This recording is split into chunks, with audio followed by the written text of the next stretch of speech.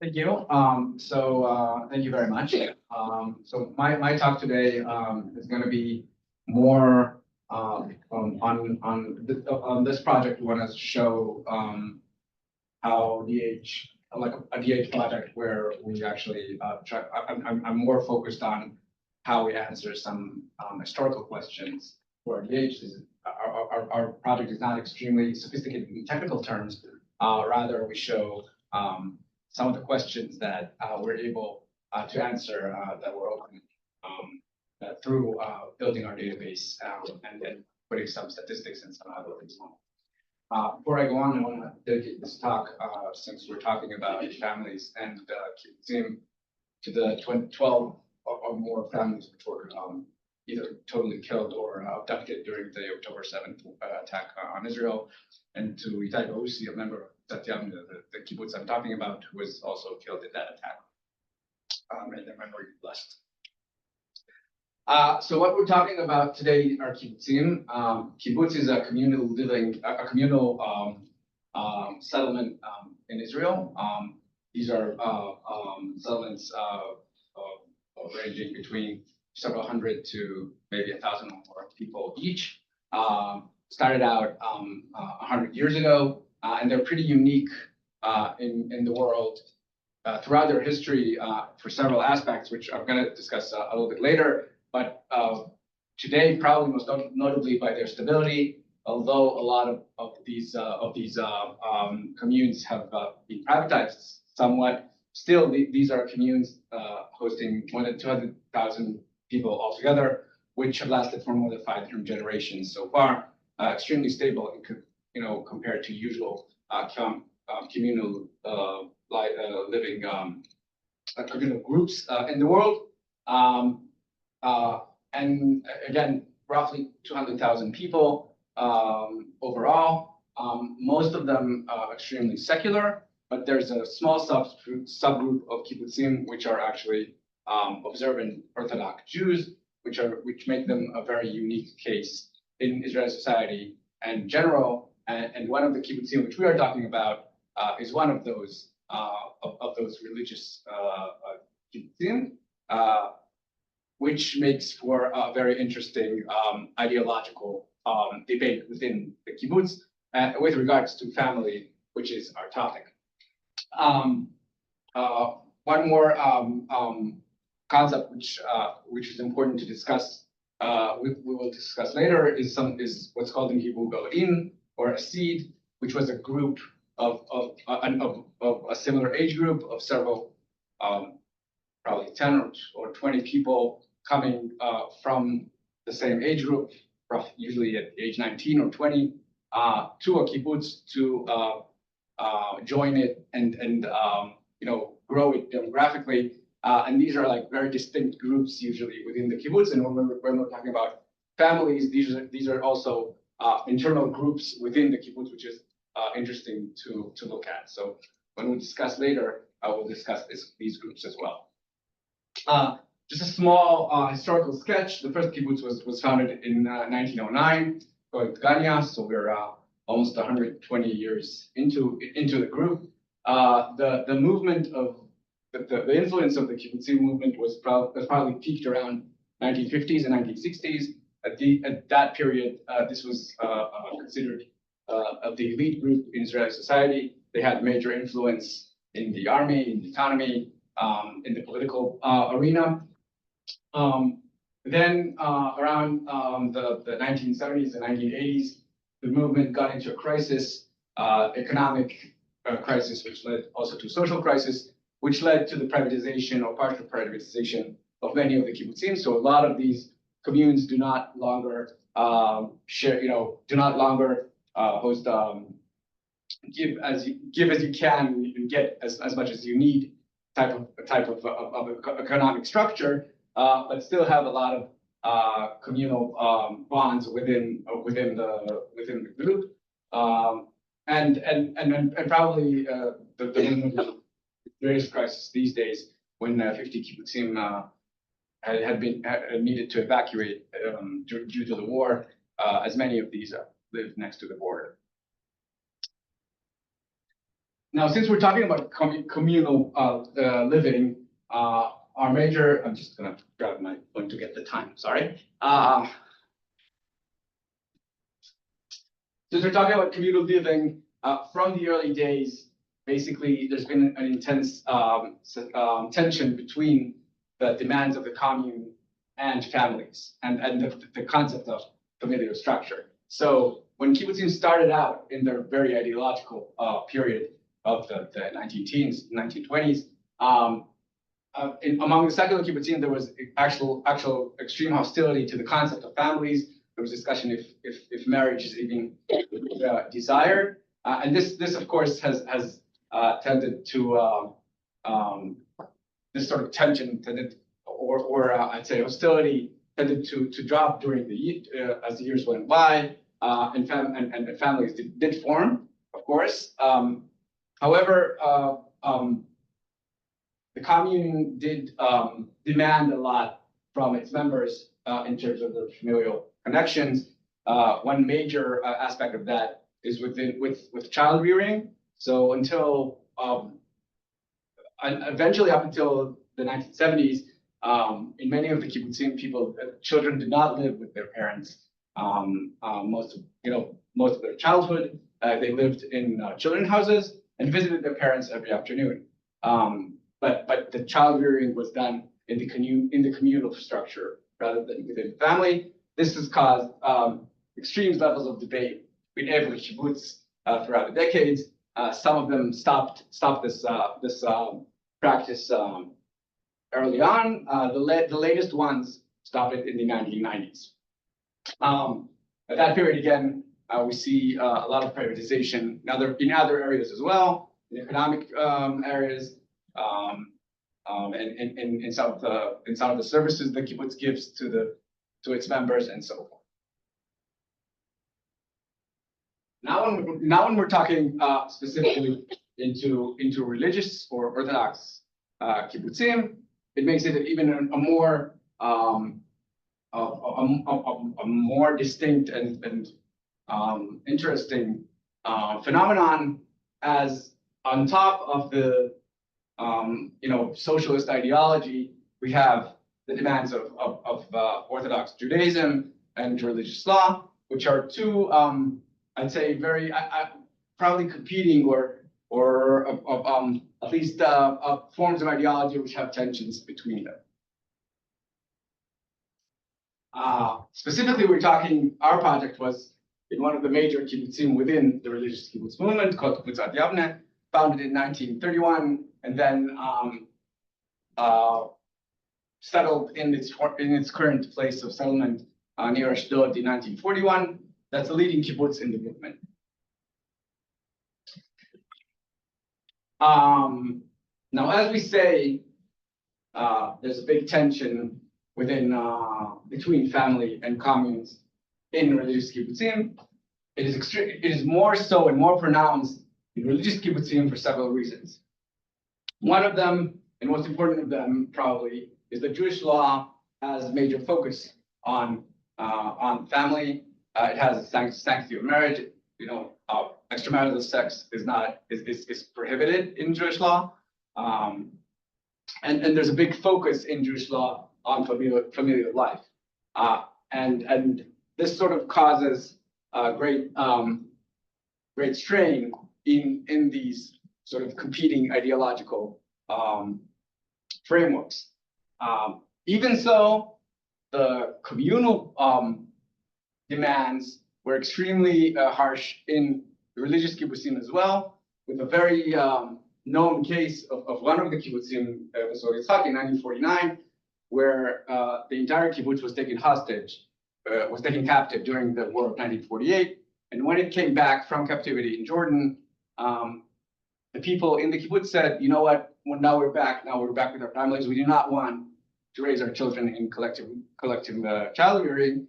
And the movement, the overall arching movement, did not allow for that, and the kibbutz were actually thrown out of the movement. So these sort of debates were very extreme, and not usually, at some points, not going to the direction which we would find intuitive.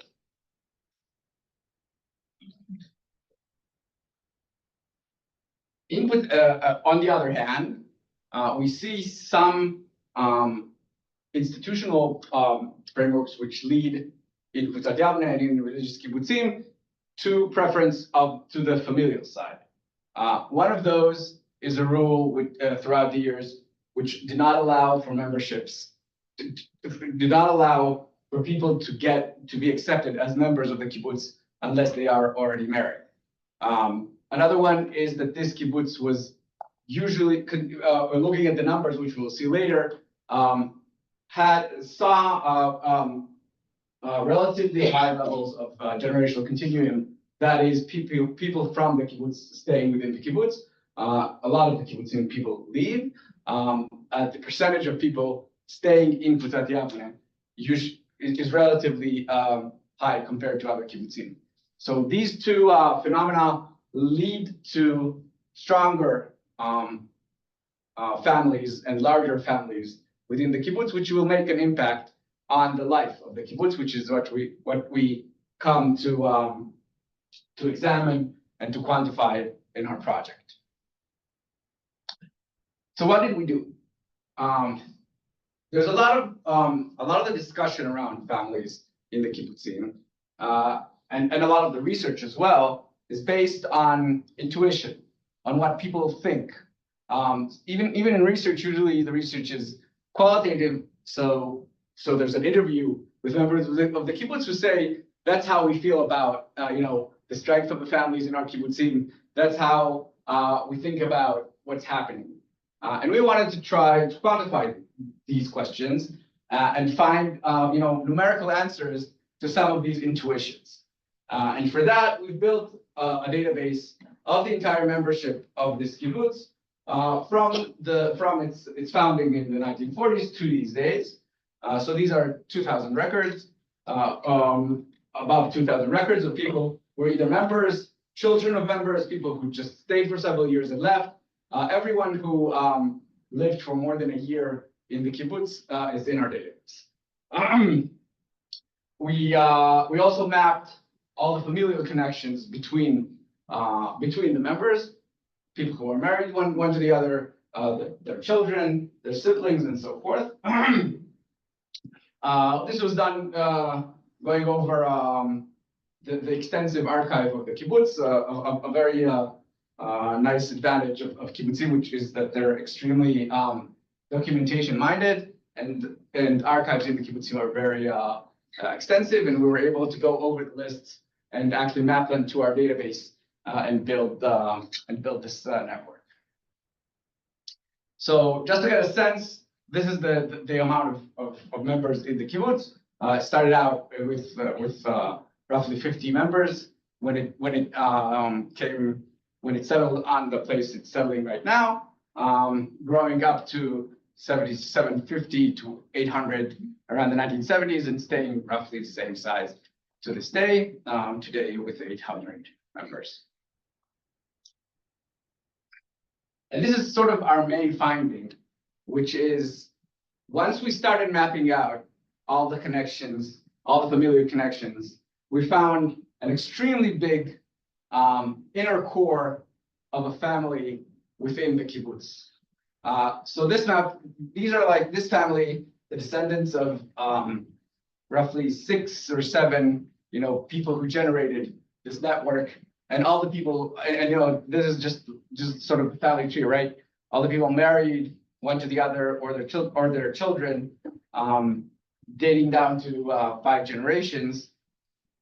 We see leads to a network of roughly a third of the members of the kibbutz to this day. So in this day, so we see a situation today where a third of the people in the commune, we can trace a connection one from the other through marriage or parent-child relationship. This is the initial network. This is a network when we add siblings. That is, in the first days, there were actually several people came into the kibbutz as siblings, not with their parents, but 2 siblings coming to the kibbutz. If we add this connection, we get to this very, very extremely large network. This network, however, was pretty sort of a type of fate.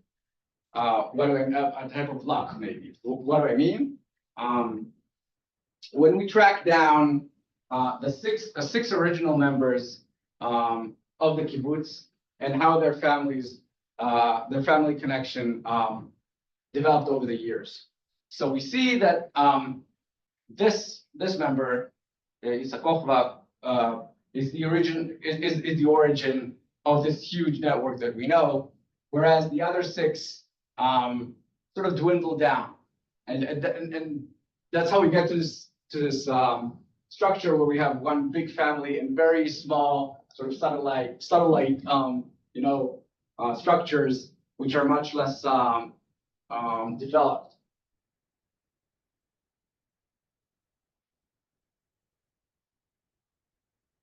Other than the mere size of the sort of familial core, we also found several statistics which are also surprising and actually counterintuitive to what some of the research knows.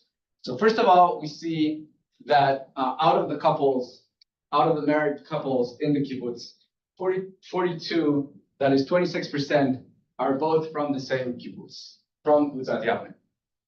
And 60% are people whose age difference is less than 2 years. So this is important because a major sociological sort of theory prevailing to this day stated that collective child rearing caused members of the kibbutz to not marry one or the other, especially if they're in the same age group, right? So the sociologists assumed that since these people lived as brothers and sisters, as siblings in their lifestyle from childbirth, there was no romantic affection could develop between them, and therefore they expect no marriages to be within a same age group in the kibbutz. And we found that this is just not the case. Not only do we see marriages even in the same age group, we see that actually most marriages come from people in the same kibbutz with the same or a close age group. And we also see extensive levels of marriage within the Galinim, within the seeds, as we said. Again, people, a group of young people coming to the kibbutz, staying there. As there's external pressure to get married, people marry within the people they see around themselves. That is within the Galinim. So, given sort of this importance of family that we've seen, and given this sort of dominance of a major familial core within the group, we would expect this to be a major force in the social structure of the kibbutz. And we set out to check this through the major roles in the kibbutz. So there are several roles in the kibbutz. Two major ones are sort of the person who's in charge of the economic part of running the commune, and the person who's in charge of the sort of social and services part of running the commune. And we see, we translated this into community secretary and economic secretary, right? The one who's running the social part and the one who's running the economic part. And we see that within the community secretary, we actually do see several instances of people with close familial ties. Holding this position, right? We see, we actually do see an impact of this important core of familial ties on this role, whereas on the other role, the economic secretary, we see no major impact. And we assume that this is because the second role is considered more technical and requires more expertise in the mindsets of the members of the kibbutz, and therefore there's less regard to whose family is he with and to the sort of social status of the person holding this position. Whereas in the community secretary, which is more of a social role, which requires a lot of connections in the commune, we see more impact of the familial connections in placing in that position. So some of the major takeaways. As I said, in our project, the major project was building the database and running some statistics on it. The major takeaways I think are we're using qualitative methods and digital humanities methods allows us to answer some of the questions which right now in current research are answered through intuition and without robust basis for answering the questions. So in some of the cases, our research confirms some of the assumptions. For instance, the fact that in religious kibbutzim, we do see extensive familial ties, much more than we would expect from ideology or from secular kibbutzim. We also do confirm, our data does confirm the emphasis the religious kibbutzim put on marriage between people in the kibbutz or between people within the goyim. On the other hand, looking at data actually disproves some of the most entrenched hypotheses on communal life. For instance, on the assumption that people in the same age group would not tend to marry one another. On the more probably the more interesting takeaways are cases where we do not just simply confirm or disprove some of the assumptions, but rather data shows a more complex picture which needs further investigation. For instance, as to the various roles and to the impact of familial ties on these roles. Finally, I think what our project does is put the groundwork for answering some of these questions in further archival work. We see sort of the lay of the ground, the lay of the land of where family stands within this kibbutz, and now we can go ask the people or consult the archives as to the meaning and importance of these conclusions in real life in the kibbutz. Thank you very much.